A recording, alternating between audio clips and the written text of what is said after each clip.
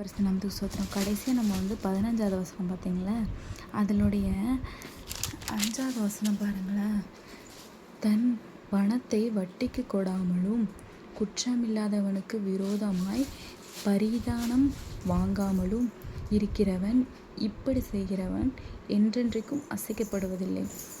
கிளியராக ஒரு சின்னதாக ஒரு நோட் மாதிரி சொல்லட்டா, பணத்தை வட்டிக்கு கொடுக்காம ஒருத்தர் தப்பு செய்யலை அப்படிங்கும்போது அவங்களுக்கு விரோதமாக இவன் தான் தப்பு செஞ்சாங்கிற மாதிரி பொய் சாட்சி சொல்லாமல் இருக்கிற மனுஷன் அசைக்கப்படுவதில்லையாமா. இது எனக்கு புரிஞ்சது. உங்களுக்கு என்ன புரியுதுங்கிறது தெரியல. ஆனால் இந்த வசனம் படிக்கும்போது கொஞ்சம் லைட்டாக ஓகே, இப்படி கூட இருக்குது. நம்ம நிறைய பேர் வட்டிக்கு பணம் வாங்கிக்கிட்டு இருக்கோம், வாங்குகிறோம். பட் வசனங்கள் நம்மளை என்ன சொல்லுது, நம்ம கொடுக்கக்கூடிய கரங்களாக இருக்குது. ஆனால் இங்கே என்ன சொல்லியிருக்கு, பணத்தை வட்டிக்கு கொடுக்கக்கூடாமல் நம்ம யாருக்குமே கொடுக்கக்கூடாது அப்படின்னு தான் சொல்லியிருக்கு. ஆனால் நம்ம தேவைகள் இப்போ அப்படி இல்லை, சுச்சுவேஷன் மாறிட்டுருக்கு.